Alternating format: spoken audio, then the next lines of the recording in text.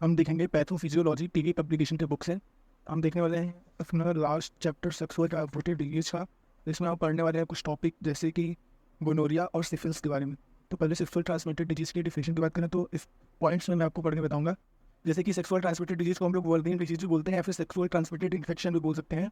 ये sexual contact में आने की वजह से होता है, जैसे कि इसके नाम से पता चल रहा है। और जो ऑर्गेनिज्म रिस्पॉन्सिबल होता है सेक्सुअल ट्रांसमिटेड डिजीज के लिए, वो पर्सन टू पर्सन पास कर सकता है। कैसे? ब्लड के द्वारा, सीमेन के द्वारा, या फिर वेजाइनल के थ्रू, या फिर अदर बॉडी फ्लूइड के द्वारा ट्रांसफर होता है पर्सन टू पर्सन में।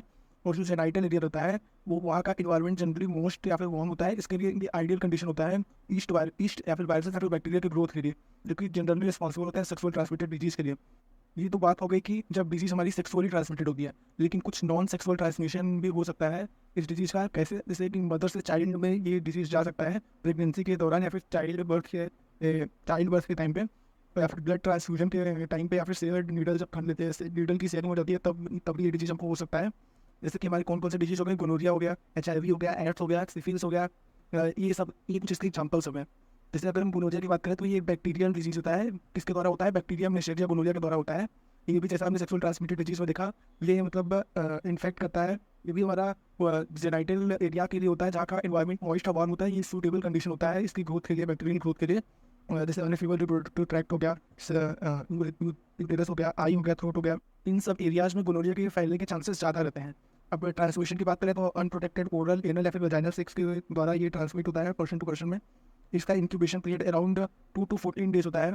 इसका इंक्यूबेशन पीरियड होता है। आपको ज़्यादा नहीं पढ़ना है, बस एग्जाम के पॉइंट ऑफ व्यू से पढ़ना है।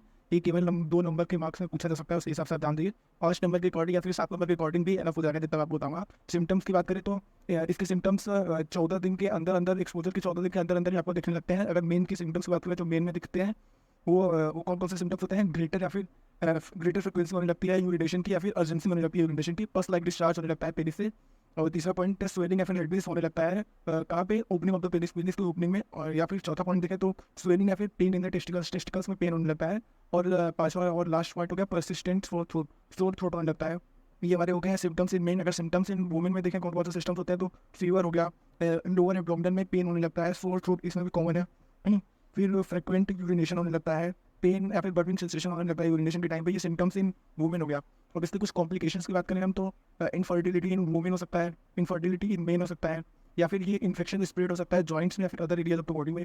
ये HIV और एड्स के होने के चांसेस को भी बढ़ा देता है। और मदर से बेबीज़ में ये डिजीज ट्रांसमिट होता है, इसीलिए कॉम्प्लिकेशंस इन बेबीज के भी साथ कॉम्प्लिकेशंस होने लगते हैं। इसके बारे में आप एक एक पॉइंट पढ़ लीजिएगा, लेकिन ज़्यादा आपको ये इंपॉर्टेंट हेडिंग्स मिल गए, इसके बारे में तो आप बना के देख सकते हैं। अब हम बात करते हैं अपने दूसरे डिजीज सिफिलिस के बारे में। तो ये भी एक सेक्सुअल ट्रांसमिटेड डिजीज है, और ये बैक्टीरियल ट्रिकोनियम और पैलाडियम की वजह से होती है। ये इस डिजीज मतलब स्टार्ट होता है पेनलेस सोर, इसमें पेनलेस सोर होता है आपको पहले। कहाँ पे होता है? जेनाइटल रेक्टम या फिर माउथ में। हाँ, सिफिलिस स्प्रेड करता है पर्सन टू पर्सन में। कैसे स्प्रेड करता है? स्किन या फिर म्यूकस मेम्ब्रेन के कांटेक्ट में आने से, है ना। जहाँ पे ये सोर हुआ है हमको, आफ्टर द इनिशियल इन्फेक्शन के बाद जो सिफिलिस के बैक्टीरिया रहते हैं वो बॉडी में रह सकते हैं डिकेट्स तक बॉडी में रह सकते हैं। ये आपकी बॉडी में रह सकते हैं डिकेट्स तक, एक्टिव होने से पहले। जैसे कि अगर आपको अभी सिफिलिस बैक्टीरिया के कांटेक्ट में आए तो जरूरी नहीं कि आपको तुरंत हो जाए। ये काफ़ी समय, लंबे समय के बाद भी आपको हो सकता है अगर आप इसके कांटेक्ट में आए हुए हैं तो। इसका ट्रांसमिशन कैसे होता है? सेक्सुअल इंटरकोर्स के द्वारा होता है, intimate person to person contact के द्वारा होता है। जैसे कि लिप्स, टंग्स या फिर फिंगर्स से इंटरकोर्स, यानी कि पेनिस हो गया, वेजाइना, सर्विक्स के कांटेक्ट के थ्रू होता है। Transfusion of infected blood transfusion होता है तब होता है। फिर मैटेरियल फोटल ट्रांसमिशन होता है, मदर से फोटल में जब एक ट्रांसमिशन होता है इसका सिफिलिस का। अगला प्लीज पे देखें तो हम इसके सिम्टम्स की बात करें तो जनरली 3 प्रकार के इसके सिम्टम्स होते हैं, लेकिन इसमें हम 4 प्रकार से देखेंगे। प्राइमरी सिफिलिस हो गया, सेकेंडरी सिफिलिस हो गया, वो टर्शरी सिफिलिस, और बीच में आता है लेटेंट सिफिलिस, जो कि आर्ट सेकेंडरी सिफिलिस का। टर्शरी सिफिलिस को हम लोग लेट सिफिलिस भी बोलते हैं। प्राइमरी सिफिलिस की बात करें तो ये फर्स्ट साइन ऑफ सिफिलिस होता है। इसमें स्मॉल सोर्स होता है जिसको हम लोग कैंकरे बोलते हैं। ये उस जगह, ये सोर्स जो अपीयर होता है ये उस प्लेस पे होता है जहाँ से बैक्टीरिया बॉडी में इंटर किया है, place where the bacteria entered into the body. ठीक है, ज़्यादातर पीपल पे देखा जाता है कि ये ओनली वन कैंकरे होता है, केवल एक ही कैंकरे पाया जाता है। लेकिन कुछ ज़्यादातर केसेस में ओनली वन कैंकरे पाया जाता है, लेकिन सम पीपल पे ये सेवरल नंबर में हो सकते हैं, एक से ज़्यादा भी हो सकते हैं। और जो कैंकरे यूजली डेवलप होता है about 3 weeks after exposure, 3 weeks after exposure में ये डेवलप हो सकता है। ये पेनलेस होता है, सबसे इंपॉर्टेंट बात है पेनलेस होता है। और ये जो कैंकरे होता है heal on its own within 3 to 6 weeks. 3 weeks में ये डेवलप होता है एक्सपोजर के, और 3 to 6 वीक्स में अपने आप हील भी हो जाता है। सेकेंडरी सिफिलिस की बात करें हम तो जब within few weeks of chancre healing जो होती है, अभी हमने प्राइमरी स्टेज में देखा, अभी प्राइमरी सिफिलिस में देखा, तो within few weeks of chancre healing person में एक्सपीरियंस रेसिस, पर्सन को मतलब एक्सपीरियंस कर सकता है रेसिस को बीइंग ऑन द ट्रंक पे कवर्ड, और फिर धीरे धीरे पहले तो शुरुआत में ट्रंक्स में रहेगा, फिर इवेंचुअली ये कवर कर लेगा पूरी इंटायर बॉडी को along with palm and sole of the feet, palm में भी हो जाएगा और सोल ऑफ द फीट में भी हो जाएगा। फिर द रेसिस मतलब यूजली जो रेसिस होते हैं वो नॉन ईची होते हैं and may be accomplished by what like sole in the mouth या फिर जेनाइटल एरिया, माउथ है तो जेनाइटल एरिया में भी ये हो जाते हैं। फिर some people experience hair loss, कुछ को इससे हेयर लॉस होने लगता है, मसल एचेस होने लगता है, फीवर होने लगता है, सोर थ्रोट होने लगता है, सॉलो लिम्फ नोड जो होता है उनको सॉलो हो जाता है। और फिर तीसरा आता है हमारा लेटेंट सिफिलिस, जब सेकेंडरी सिफिलिस कुछ सही ट्रीटमेंट नहीं मिल पाता है, दिन में इंटर्स इनटू द लाइटिंग या फिर हीडन स्टेज, दिन जो सिफिलिस मतलब सिफिलिस आता है वो हीडन स्टेज में मतलब एक तरीके से इंटर कर जाता है, वो हिडन स्टेज में जाता है जहाँ के सिम्टम्स रहते हैं वो ऑब्जर्व नहीं होते हैं। This latent stage last for year, और ये जो लेटेंट स्टेज रहता है ये ईयर्स तक मतलब रह सकता है। फिर आता है टर्शरी या फिर लेट सिफिलिस, जो टर्शरी या फिर लेट सिफिलिस होता है ये 15, अगर हम बात करें 15 से 30% तो पीपल रहते हैं इन्फेक्टेड रहते हैं सिफिलिस के द्वारा, वो अगर सही ट्रीटमेंट नहीं पा पाते हैं तो उनको कुछ हायर कॉम्प्लिकेशंस देखने को मिलते हैं, जिसको कि हम लोग टर्शरी या फिर लेट सिफिलिस बोलते हैं। ये इसको late stage of the disease बोला जाता है। ये डैमेज कर सकता है ब्रेन्स को, डैमेज कर सकता है नर्व को, डैमेज कर सकता है आई को, हार्ट को, ब्लड वेसल्स को, लीवर को, बोन्स को और जॉइंट्स को, इन सभी ऑर्गन्स को डैमेज कर सकता है ये। और ये जो प्रॉब्लम है ये अकर्स हो सकता है meaning year after the first infection, जो आपको शुरुआत में इन्फेक्शन हुआ है जरूरी नहीं कि उसी टाइप हो, ये काफ़ी लंबे समय बाद हो सकता है। और अगर हम कोंजेनाइटल सिफिलिस की बात करें तो जो बेबीज मतलब बॉर्न होते हैं वुमेन से जिनको कि पहले से सिफिलिस हो रखा है, तो वो मदर से जो बेबीज में ट्रांसफर हो जाता है ये सेक्सुअल ट्रांसमिटेड डिजीज, इसको हम लोग बोलते हैं कोंजेनाइटल सिफिलिस। तो ये इन्फेक्शन होता है प्लेसेंटा के द्वारा हो सकता है या फिर बर्थ के टाइम में हो सकता है, ट्रांसफर हो सकता है बेबीज में। और जो न्यू बॉर्न बेबी होता है जिसको सिफिलिस हो रखा है उसकी मदर से ट्रांसफर होते हैं, उनमें कोई भी सिम्टम्स नहीं दिखाई देता। इनकी मतलब पाम में थोड़े बहुत रैसेस दिखाई देते हैं, उनके हैंड या फिर सोल या फिर सोल ऑफ द फीट्स में थोड़े बहुत रैसेस दिखाई देते हैं, लेकिन इसके अलावा कोई भी सिम्टम्स दिखाई नहीं देता।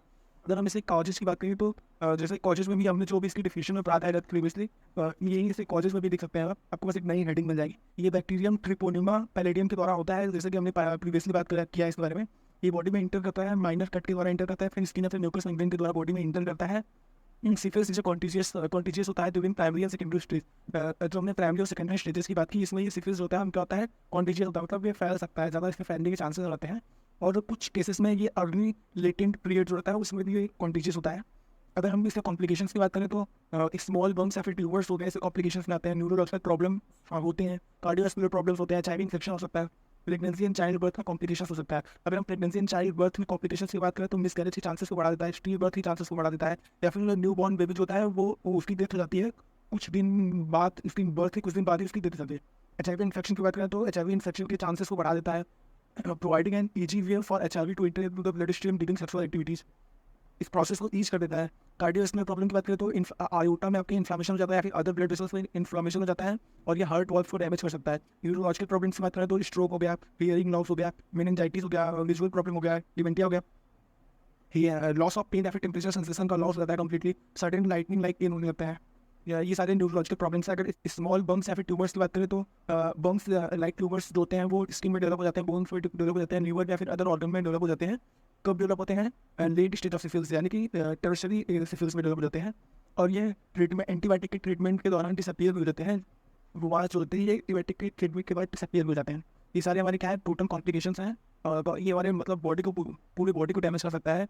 वही ये खाइस भी increases the risk of HIV infection women can cause a problem during pregnancy में।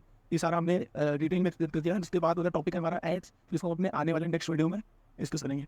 Till then thank you and keep learning.